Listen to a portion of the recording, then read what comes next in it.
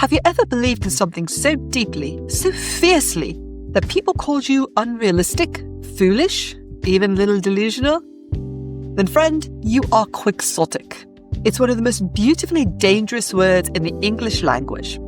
It means impossibly idealistic, foolishly noble, heroic to the point of heartbreak. And if you're a writer, an artist, a creator of anything in this word is you. I'm MT Lynx, and welcome to Wordbite, where we discuss the words that define us. Hit like, subscribe, and the bell, because today we're going to charge some windmills together. Let's go.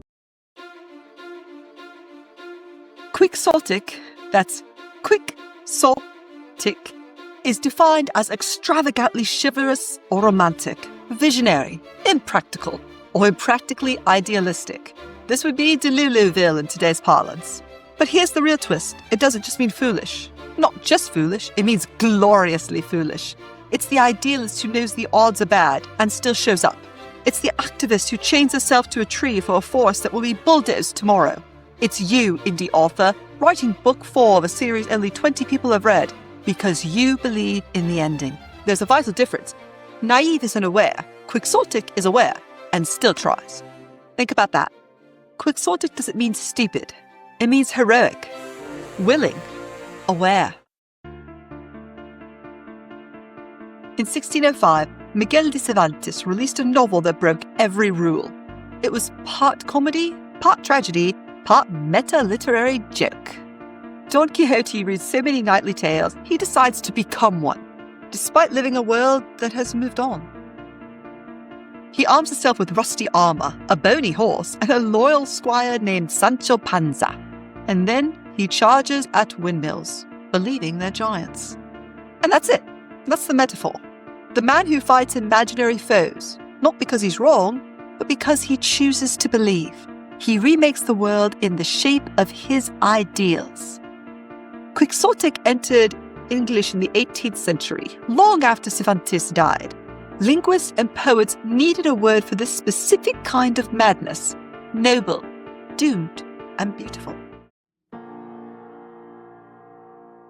Writers and politicians both love and fear this word. Edmund Burke warned against Quixotic attempts at reform. George Orwell described revolutionary dreams as dangerously Quixotic. But here's the plot twist. Writers have reclaimed the word. In indie circles, it's not a warning. It's a badge of honor. Being Quixotic means you believe in your world, your characters, your vision, even if no one else does. Story time here.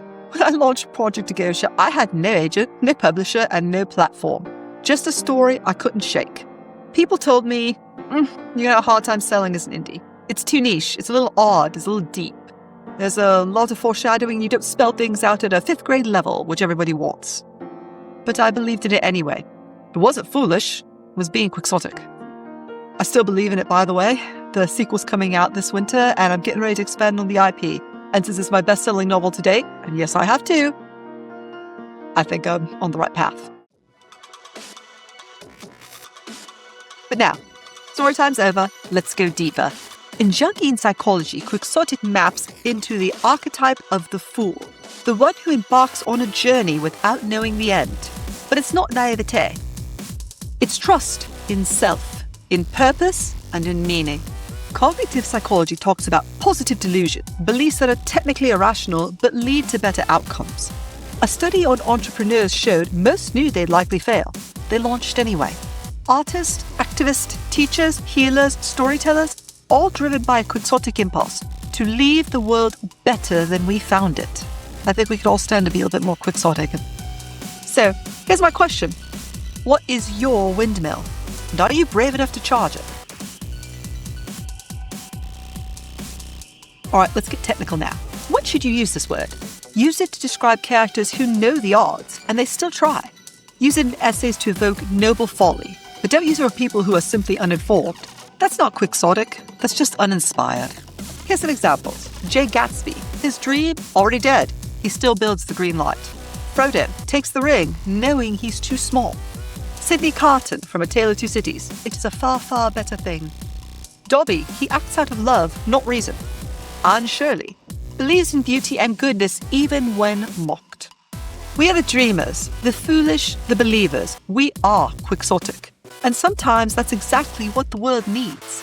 Now, like and comment with your favorite Quixotic hero. Subscribe for more literary deep dives. And remember, if you're charging at windmills, you're probably going the right way. And now you know. I'm MT Lynx, and you've been bitten by the Wordbite. Go boldly forth, my Quixotic beauties, and leave the world a better place in your wake.